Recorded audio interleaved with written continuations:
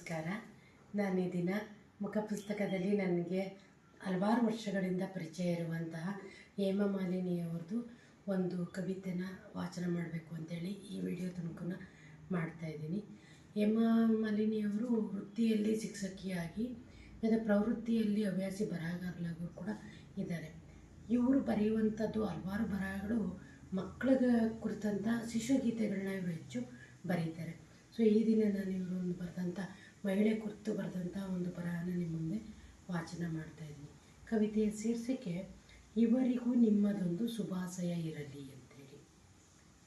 ನಗುಮುಖದಿಂದ ಬೆಳಿಗ್ಗೆ ಮನೆ ಮನೆಗೆ ಹಾಲು ಕೊಡೋ ನಿಂಗಕ್ಕ, ಅಸಹ್ಯ ಪಡದೆ ಬೇಸರ ಪಡದೆ ಮುಸುರೆ ಉಚ್ಚೋ ಪಾತಕ್ಕ.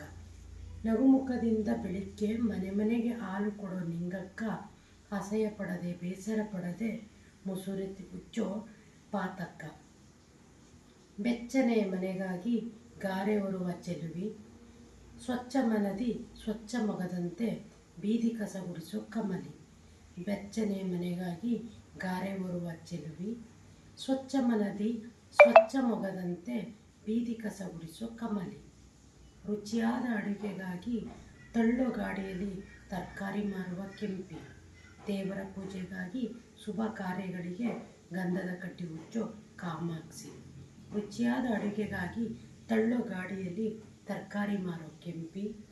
ದೇವರ ಪೂಜೆಗಾಗಿ ಶುಭ ಕಾರ್ಯಗಳಿಗೆ ಗಂಧದ ಕಟ್ಟಿ ಉಚ್ಚೋ ಕಾಮಾಕ್ಷಿ.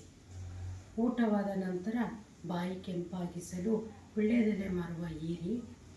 ತುರುಬಿಗಾಗಿ ತುಳಸಿ ಗಿಡಕ್ಕಾಗಿ ಹೂ ಮಾರೋ ಚಿನ್ನಿ. ಊಟವಾದ ನಂತರ ಬಾಯಿ ಕೆಂಪಾಗಿಸಲು ವೀಳ್ಯದೆಲೆ ಮಾರುವ ಈರಿ. ತುರುಬಿಗಾಗಿ ತುಳಸಿ ಗಿಡಕ್ಕಾಗಿ ಹೂ ಮಾರೋ ಚೆನ್ನಿ.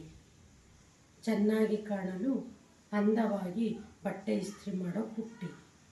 ಬಡವರ ಹೊಟ್ಟೆ ತುಂಬಿಸಲು ಬೀದಿ ಬೀದಿಯಲ್ಲಿ ಊಟದ ಹೋಟೆಲ್ ಇಟ್ಟ ಅನ್ನಪೂರ್ಣಕ್ಕ. ಚೆನ್ನಾಗಿ ಕಾಣಲು ಅಂದವಾಗಿ ಬಟ್ಟೆ ಇಸ್ತ್ರಿ ಮಾಡೋ ಪುಟ್ಟಿ. ಬಡವರ ಹೊಟ್ಟೆ ತುಂಬಿಸಲು ಬೀದಿಯಲ್ಲಿ ಊಟದ ಹೋಟೆಲ್ ಇಟ್ಟ ಅನ್ನಪೂರ್ಣಕ್ಕ.